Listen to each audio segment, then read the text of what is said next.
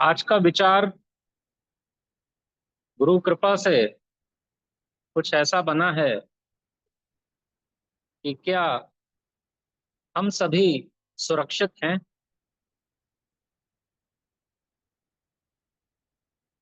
ईश्वर के द्वारा बनाया हुआ एक सुरक्षा चक्र होता है, या यूं कहें कि एक सुरक्षा कवच होता है। तो क्या हम सभी उस सुरक्षा चक्र में हैं या नहीं। देह की बात की जाए तो इसकी सुरक्षा किस किस तरीके से हम करते हैं ये हमें पता है। रात में जब सोते हैं तो घर पे ताला लगा के ही सोते हैं।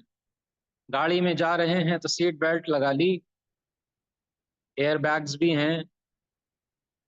सर्दी हुई तो वस्त्र पहन लिए, गर्मी हुई तो उस हिसाब से वस्त्र रहते हैं। माने कि देह की सुरक्षा के लिए हम अपने आप में निपुण हैं। और देह की सुरक्षा बारीकी से देखें तो सभी योनियां, पशु आदि सभी कर ही रहे हैं। एक चिड़िया का घोंसला देख लें तो बड़ा मजबूत घोंसला होता है।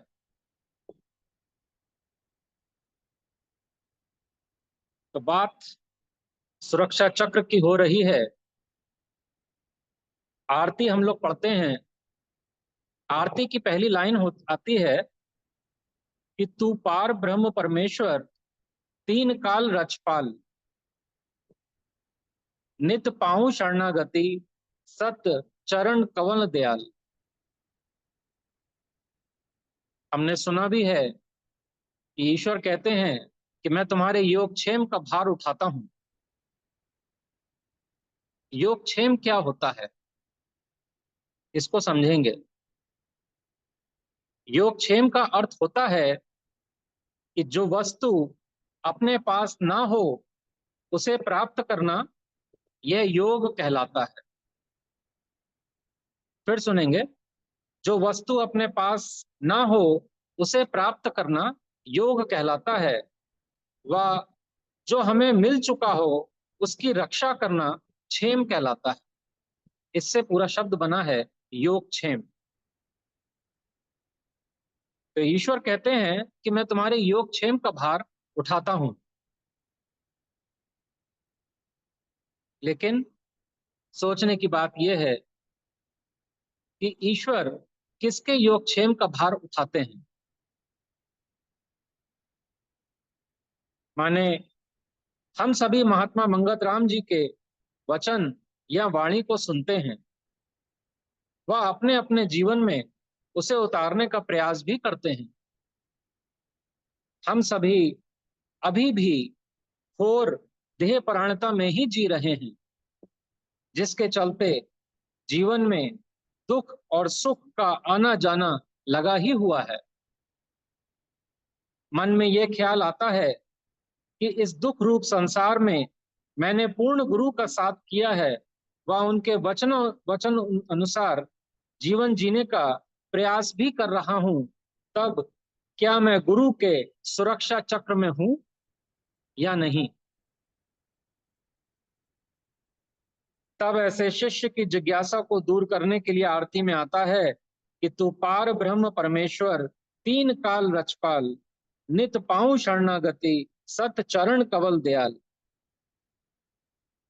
कि वो ईश्वर जो सर्वशक्तिमान है, जो पास्ट प्रेजेंट फ्यूचर तीनों में रक्षा करता है, वह वो लिखित गारंटी लेते हैं कि तुम्हारे योगक्षेम का भार मैं उठाता हूं। तो सोचने की बात यह है कि क्या यदि मैं सत्संग आ रहा हूं, वचनों को, वाणी को सुन भी रहा हूं, सुना भी रहा हूं, क्या तब मेरा कल्याण, ईश्वरीय मदद का मैं हकदार हूं। हमें आरती में लिखी दूसरी लाइन पर भी ध्यान देना होगा, जिसमें लिखा है कि नित पाऊं शरणागति सत चरण कवल दयाल। माने उस ईश्वर को इतना भोला भाला भी ना समझें कि बस माला जप लेने से ही काम हो जाएगा। ईश्वरीय मदद चाहिए तो अपनी अपनी पात्रता पेश करनी होगी। माने उन ईश्वर के नित्य शरणागत होना होगा। और शरणागत होने का अर्थ है कि बताए हुए वचनों को व पांचों नियमों को पूरी लगन के साथ अपने जीवन में लगाऊं। वो सही मायनों में शरणागति कहलाएगी। माने किस प्रकार की शरणागति हमसे उम्मीद की जा रही है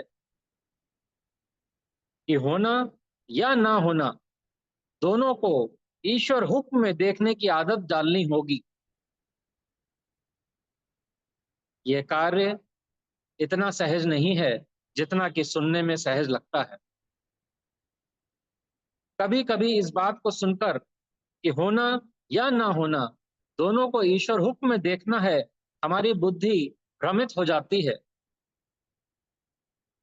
कि जीवन में यदि कुछ अच्छा हो रहा है तब तो कोई बात ही नहीं, उसको मैं सहजता से स्वीकार कर लेता हूं। वह ईश्वर हुक्म में स्वीकार करने में कोई आपत्ति महसूस नहीं करते। परंतु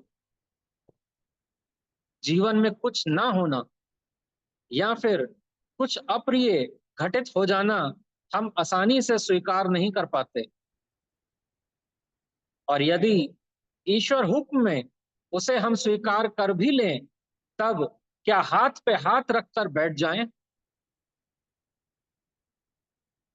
क्योंकि ऐसा प्रश्न मन में आता है कि बहुत सारी प्रतिकूल परिस्थितियां सामने आती हैं तो उसको ईश्वर हुक्म में देख तो रहे हैं, परंतु क्या उसको सिर्फ देखने का ही काम है?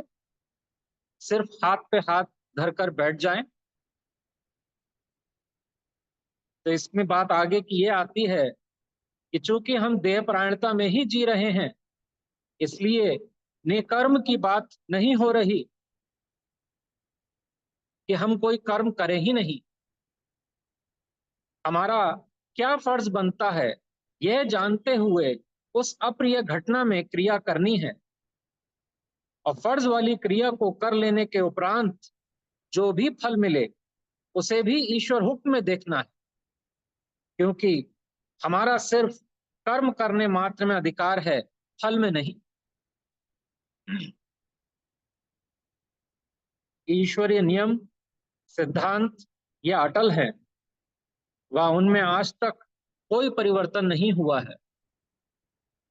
इसलिए जिस अनुपात में आत्म परायणता बढ़ती जाती है वैसे वैसे ही हमारी पात्रता भी ईश्वरीय मदद के लिए बढ़ती जाती है। हमें यह सोचना चाहिए कि क्या हमें ईश्वरीय मदद की जरूरत है? क्यों चाहिए आखिर हमें ईश्वरीय मदद? निश्चित ही सांसारिक दुखों से निवृत्ति पाने के लिए हमें उस शक्ति का सहारा चाहिए जो हमारी बुद्धि और इंद्रियों से परे है। अब अगला प्रश्न उठेगा कि आखिर दुख है किस बात का? तो वाणी में इसका खुलासा हो गया कि पांच विकार महादुखदाई जले सकल संसारा, परमारथ प्रतीत बिन जीव नहीं पावे निस्तारा। देह परायण जीवन होने के कारण हम क्या सही है यह भी सही निर्णय नहीं कर पाते। हमारे लिए दुख का कारण सिर्फ वस्तु, व्यक्ति, परिस्थिति ही रहती है। वस्तुओं से हमें दुख होता है, व्यक्ति से व परिस्थितियां हमें दुख देती हैं जिनसे हम मुक्त होना चाहते हैं। वह यदि मुक्त हो गए तो उसको ही ईश्वरीय मदद या गुरु कृपा मानते हैं, जिसके कारण ही मनुष्य सत्संग में आना चाहता है। वह सत्संग का यही विशेष लाभ समझ बैठता है। जबकि सत्संग में इस बात का निर्णय हो गया है कि यह देह 3 काल असत्य व नश्वर है, इसलिए इस देह से जुड़े सभी संबंध भी असत्य ही हुए व वे भी नश्वर ही हैं। और ये हमारा अनुभव व आंखों की देखी हुई बात भी है कि एक दिन इस शरीर को या तो अग्नि के सुपुर्द कर दिया जाएगा, या दबा दिया जाएगा, या बहा दिया जाएगा। यह सब के हो जाने से शरीर की गति तो पूरी हो गई, परंतु जो सत्य है, अजन्मा है, ईश्वर का अंश है, जीव जो इस शरीर में कुछ समय के लिए रहता है, उसकी गति का क्या। इसलिए वाणी में चिताया जा रहा है कि कहां से आया, कहां नर जाए, कौन तेरो मुकाम, मंगत ये सार विचारना, मानुष जन्म का काम। माने कि जीव का असली दुख यह 5 विकार हैं। यह समझना और इसका उपाय करना व इसके लिए ईश्वरीय मदद की पुकार करना मानुष जन्म का असली काम है। ईश्वर से क्या मांगा जाता है? ईश्वर से सिर्फ ईश्वर को ही चाहना है। यह हमारी असली मांग होनी चाहिए, क्योंकि समस्त झंझटों से छूटने का वह एकमात्र शांति का मार्ग यही है। संतों व भक्तों के जीवन को भी हम सिर्फ देह परायण दृष्टि से ही देखते हैं, इसलिए ऐसा लगता है कि उन्होंने तो जीवन में बड़े कष्ट उठाए, तो क्या सत मार्ग में चलने का यही फल मिलता है? हमारी छोटी सी बुद्धि भ्रमित हो जाती है, क्योंकि हमारे लिए सुख की परिभाषा ही कुछ और बन चुकी है। इसलिए हम संसारियों के लिए कहा गया कि निस दिन बिख बीजे, मांगे अमृत की सार। 5 विकारों का जहर अपने घर में, समाज में, कार्य क्षेत्र में हर दिन घोल रहे हैं, और थोड़े बहुत शुभ कर्म कर लेने से ही चाहते हैं कि ईश्वरीय चैन या आनंद की प्राप्ति भी हो जाए। दोनों नाव पर नहीं चल सकते। संसार रूपी नाव से पैर उठाकर ईश्वरीय नाव में पैर रखने से संसार और परमार्थ दोनों का रास्ता सहजता से पूरा होता नजर आएगा। संसारिक कैसी भी परिस्थिति हो, संतों व सत्पुरुषों ने उदाहरण पेश किया है। उनके चेहरे से व उनके क्रियाकलापों में कोई उदासी नजर नहीं आती है, बल्कि हाल तो यह है कि स्वयं तो आनंद में है ही, बल्कि बाकी मनुष्यों के लिए एक चुंबकीय आकर्षण का केंद्र भी बन जाते हैं। उदाहरण के तौर पर बात करें तो क्या किसी आम संसारी को गर्म लोहे के खंभे से बांध देंगे तो क्या उसका शरीर नहीं जलेगा? तंदूर में पैर डाल दें तो क्या पैर नहीं जलेगा? ऊंची पहाड़ी से गिर जाएं तब क्या हड्डियां नहीं टूटेंगी? घने जंगलों में जाने का भय पैदा नहीं होगा क्या?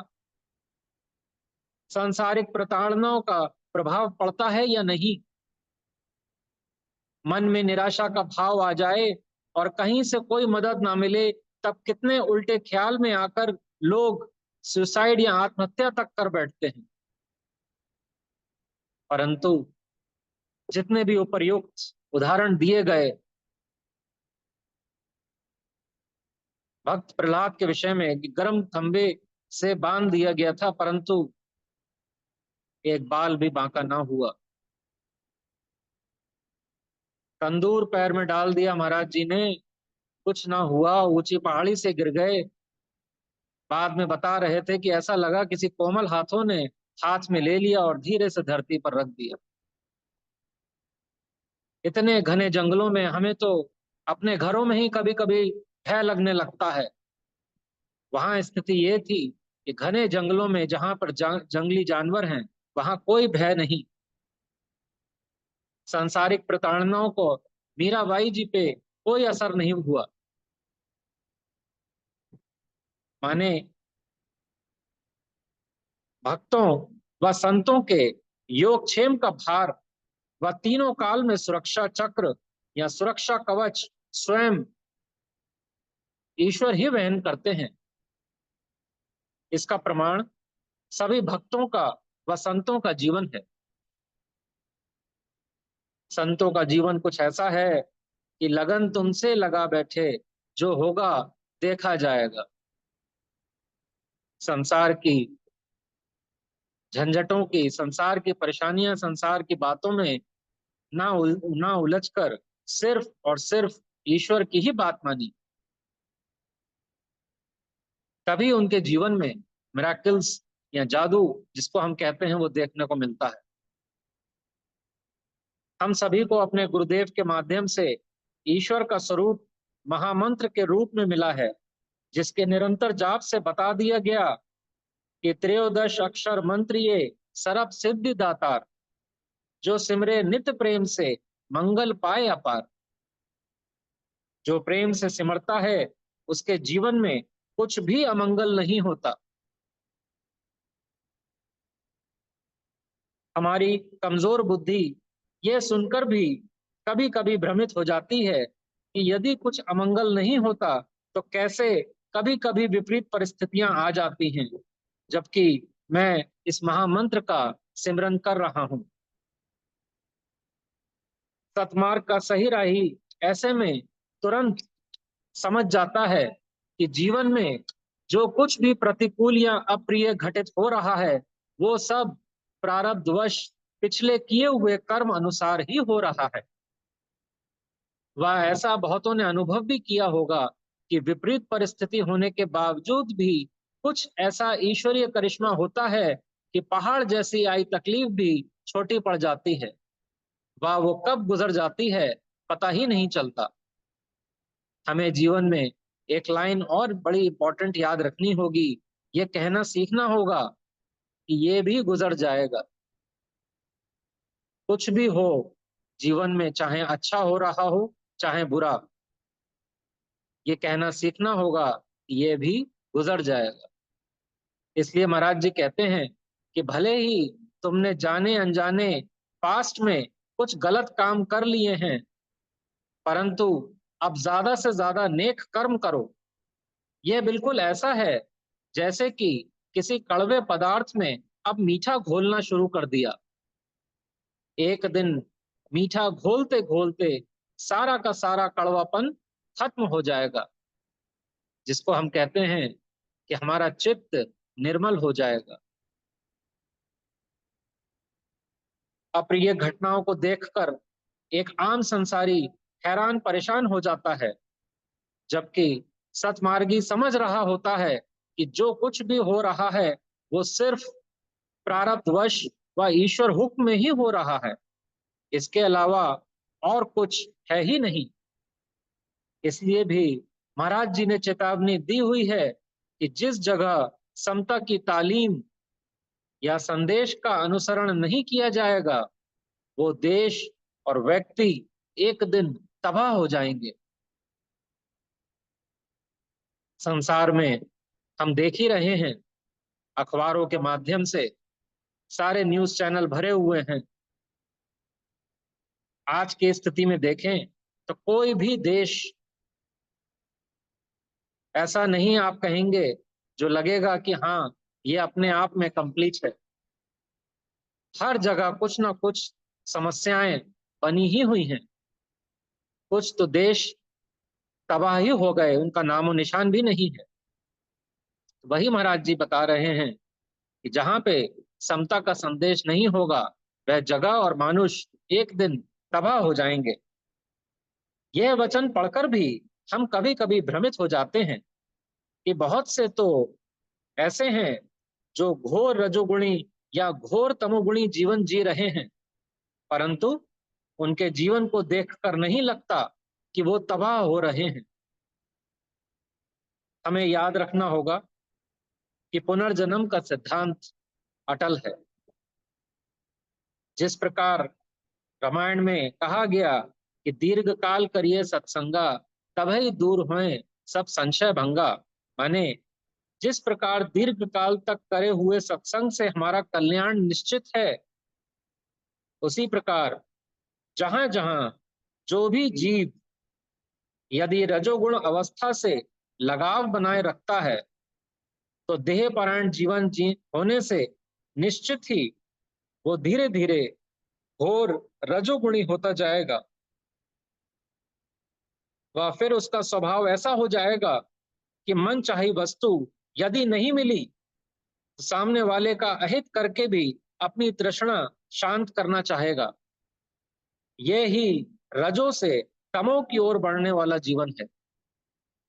वह ऐसा जीव धीरे धीरे घोर तमोगुणी होते हुए हर तरह का उपद्रव करता हुआ स्वयं के लिए व समाज और देश के लिए नासूर बन जाता है और एक दिन निश्चित ही तबाह हो जाता है। इसलिए हमें अपनी दृष्टि को दूरदृष्टि बनाना चाहिए, ना कि वर्तमान में क्या हो रहा है इसके ही आधार पर हम निर्णय कर लें। महाराज जी कहते हैं कि शक्ति के विश्वास में ही शक्ति है।